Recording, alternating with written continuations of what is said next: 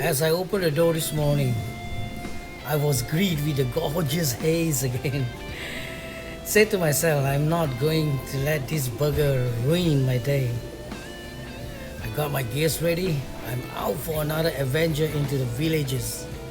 Explore the nature, wonders of the rainforests, hunt for bizarre food, climbing hilly slope and terrain, swim like a crocodile, sleep myself like a snake to discover. We're on the way to Uluyam. We're going to play with the water river in the waterfall. Traveling with my buddy in search for serenity, we pass a very high highway, which our car reaches the top of the highest tree. As the road is built around the mountain top, we reach a small kampong and discovered a canal and lakes with 7 wells. And these are construction of a British government, probably immediately after war, to support the elevated mining industry to mitigating the flood situation in Sevenwells. So this unique design definitely a great tourist potential today, but is well hidden. Surrender means low-lying, so and obviously it was one of the susceptible to constant inundation from nearby highlands. The 7 wells before the falls are in different heights. The water flow, if there's a heavy rain, it's flood coming in.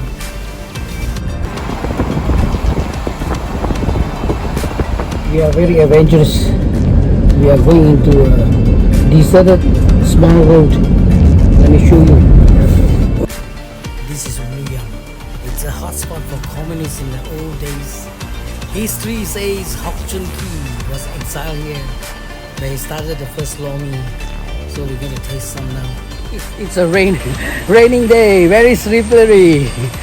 I'm on my way to a nice waterfall hidden in Uluyam. There are many waterfalls surrounded this area. We went to one of these which have 3 falls. I think if we go any more further, there is more falls in there. The water flow was so strong, the current is so strong. I heard after coming back from the adventure, I Google and check it out. There's a few casualties there. 2 brothers died and a friend died in this river. No wonder it gave me goose pimple the moment I go in there. Hi, I'm in Uluyam, kind of a deserted waterfall that people doesn't want to come because it's a long and winding road coming in. It's quite not so easy to access. As I said about photography, a long time ago I'm already in photography, and this is the Olympus 235. They have been following me for the past, it's more than 50 years, and it's one of the most expensive camera during the 70s to us because it's not cheap. And worldwide there's only 10 million of this because of David Bailey. And today I'm using Olympus again. This is a film that you have to wind. I'm using this, the Olympus pen. It's about the same camera, but this is digital. I'm going to take some photograph out of this. Check with you later. Photography have been my passion since childhood. Taking pictures is like loving nature. It's second nature to me, and every time I go into the forest, I make sure that my camera comes with me. The beauty and the serenity of the entire area just cools you down. Whatever stress you have, it will end up in here and be absorbed by the big trees and all the living things in the forest. And the flow of the water, the insects, and swimming into the currents, the entire waterfall just therapeutic, and it's so beautiful to be underwater, especially when the current hits you. The waterfalls hit on your head, your face. It's just like shiatsu.